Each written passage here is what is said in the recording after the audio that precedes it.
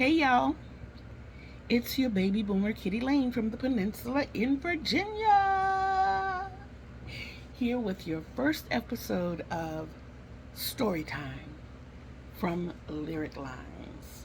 Ta da da da! Yes, y'all, it is finally here, and I am super excited to share one of my other talents with you, writing. Some of you already know that I am a published author. But here lately, I haven't been as diligent with my pen as I should have been. As a matter of fact, it's been a while. But being that I am just as passionate about writing as I am about crocheting, I think I finally found a way to blend the two for your enjoyment as well. This is how it works, okay? I have written and will be writing short stories based on song lyrics. And I'll read them to you while you crochet a round or two on that bucket hat, or add a row or two to that blanket, or whatever it is that you choose to do.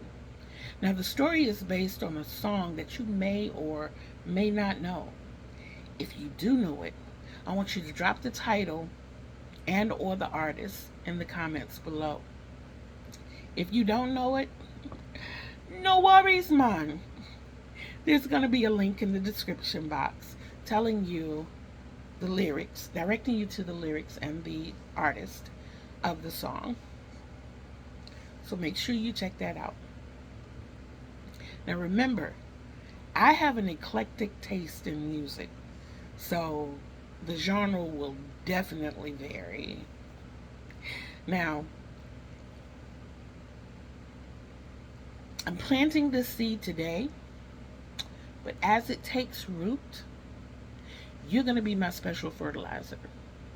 What I mean by that is sometimes I'll post a poll on my community page, and by way of poll, it will tell me which song I'm going to do next. That way, everybody who participates in the poll, or who even sees the poll, will know what song I'm writing about. Other times, I'll ask for suggestions in the comment box, and me or my behind the scenes crew will pick a song that I'll write a story about. Doesn't that sound exciting? So, what I want you to do at this point is grab your whips and your sip and get comfy. Now, this first one is kind of on the short side because it is kind of going out there as a test run. So, sit back and enjoy Story Time from Lyric Lines. Ta da da da! This first piece is titled The Ripped Man. 4 years. 4 wonderful years of marriage, and Casey thought she and Rob were absolutely perfect. She woke up every morning beside the most handsome man in the world, and he didn't mind telling her just how beautiful she was to him. Always lavished her with compliments and gifts, treated her like a queen when they were out or not, and at home, he always took good care of his wife. What better life could there be? Now, Casey was a heavy-set lady, but she was very attractive, and she came from a sordid background. She was bullied and teased all through her school years, and she suffered a lot of abusive relationships, and the people in her community even taunted her and made her cry often.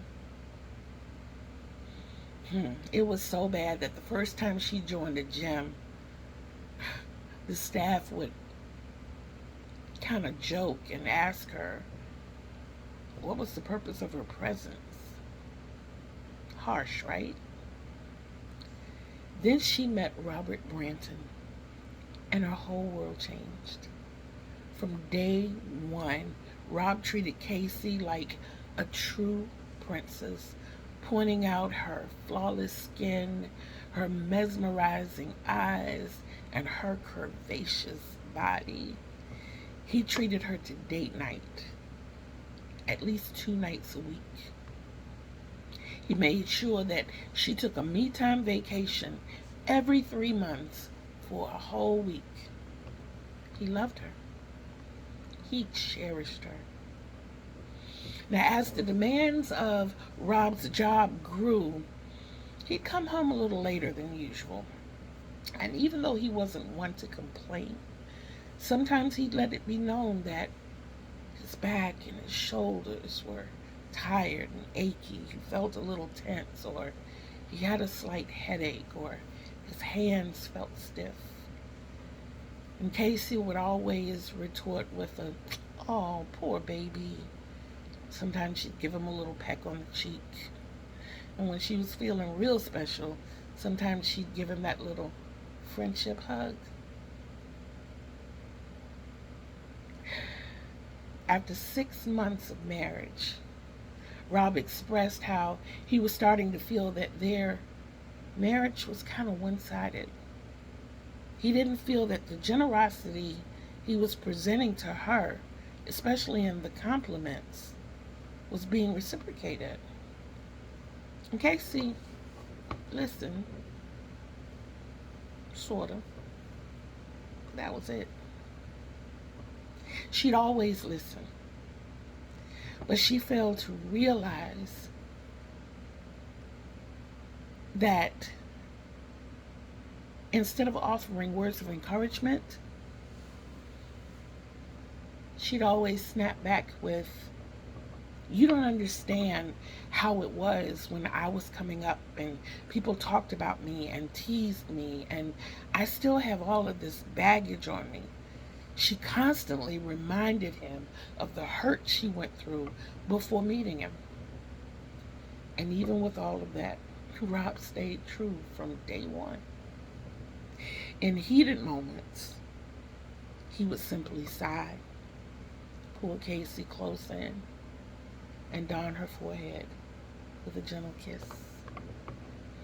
As the years rolled by, Rob would talk less, but his chivalry remained intact. He just ate it. And he ate it all until tonight. On this night, the night of their 4th anniversary, Rob would present Casey with a gift she would never forget. He laid out the perfect outfit, complete with all the accessories, and called for a limo pickup to bring Casey to their favorite restaurant. The reservation was so specific that they got their favorite corner booth, sitting by the back window overlooking the gentle surf. And after a delicious meal, Casey insisted that Rob open her gift first. She started with a simple speech. "Rob, you are the best husband any woman could ever ask for. I mean, you do all of these amazing things for me. I love you. And I thought that this would be something that you could really enjoy." She presented him with an all-expense-paid vacation to Bali for 2 whole weeks. Rob looked at the beautifully wrapped round-trip ticket and traveler's checks, hung his head down low, and a tear fell from his eye. "Thank you, my beauty, but I can't take this."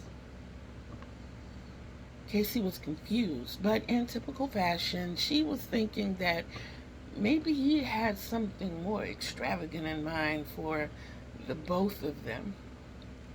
So she kind of smiled with anticipation, sat up in her chair, and clicked her heels like a giddy schoolgirl. When Rob presented her with the huge yellow envelope, Casey couldn't wait to tear into it.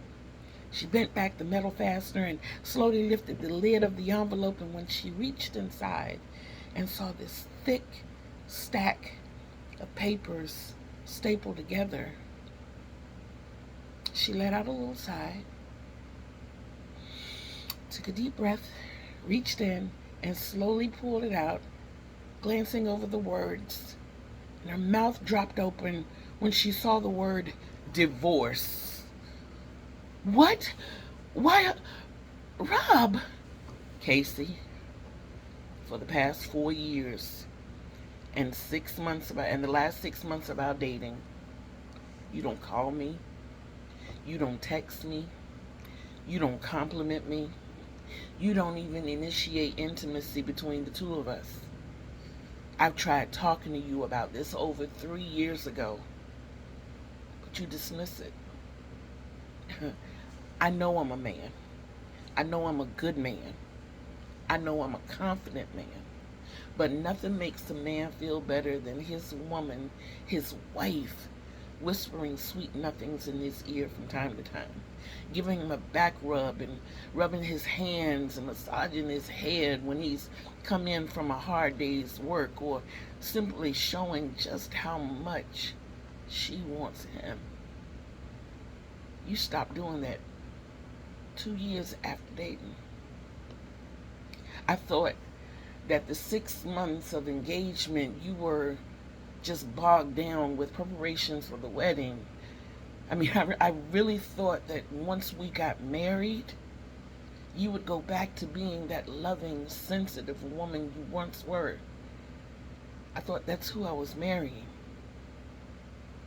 But you changed.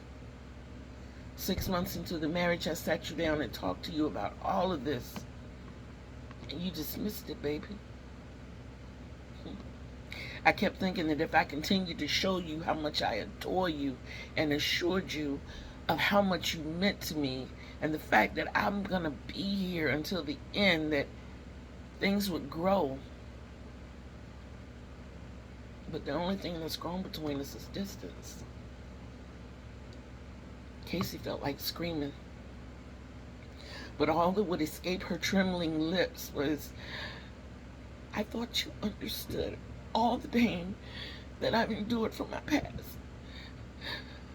I told you what Casey, Rob interrupted. I'm not your past. I didn't do those things to you. I'm your present. And I thought that I was going to be your future. This isn't even about your pain. It's not about your past. This is about pain, yeah. My pain. The pain that I've endured, accumulated, and still accumulating over the past 4 years. And you're still not listening.